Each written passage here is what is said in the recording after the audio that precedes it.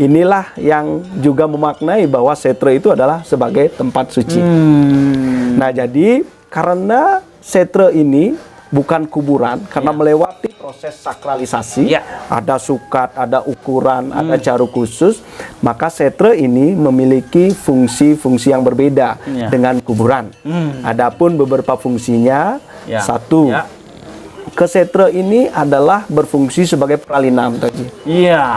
Nah, ini adalah sebagai berfungsi sebagai tempat untuk merelina atau mengembalikan unsur-unsur panca mahabhuta khususnya manusia ke sumber asalnya. Nah, apa kembali ke apa, tanah atau pertiwi kembali ke pertiwi. Pada setra inilah proses pralinam itu terjadi. Nah, jadi fungsi pertama setra itu adalah sebagai pralinam tuh Haji. Nah, yang kedua, setra juga berfungsi sebagai tempat yang bernama prayoga. Pralinam, prayoga. Nah, prayoga itu adalah setra sebagai tempat melakukan yoga samadhi.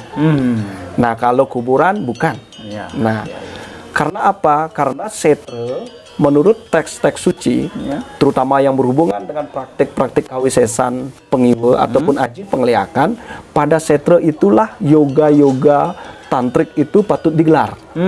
Nah, di dalam teks-teks suci, misalnya Purwa Bumi Kemulan, termasuk tertulis di dalam Yama Purana Tatwa, termasuk di teks-teks suci yang berjudul Purwagama Sesana, disebutkan banyak resi yang beryoga di sana. Nah, misalnya Empu Barang. Nah, Empu Barang adalah seorang resi yang dijelaskan pada teks Tantu Pegelaran yang beryoga di kuburan.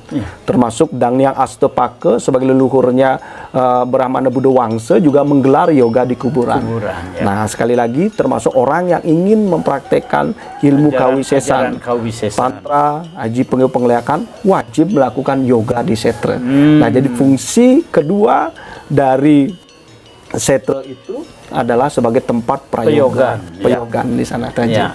Nah, jadi dua fungsinya. Nah, ada juga yang mengkaitkan setra ini sebagai tempat untuk memohon kesembuhan, Haji.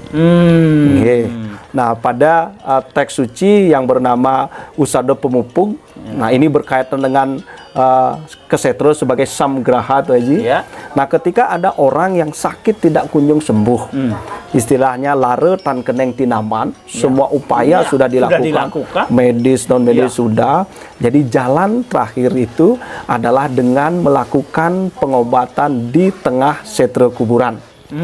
Nah, dengan memohon pengelukatan kepada kaki Betara Siwa dan Nini Betara Siwa atau kaki Kala dan Nini Durga.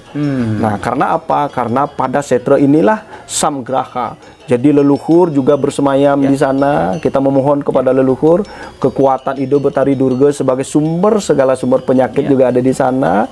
Nah, kepada juga beliau Betara Siwa Prajapati sebagai penguasa Atma juga berada di sana. Jadi pada semua kekuatan itu bertumpu pada setra. Di sanalah proses pengelukatan larutan keneng tinaman sakit yang tidak bisa disembuhkan ini dimohonkan.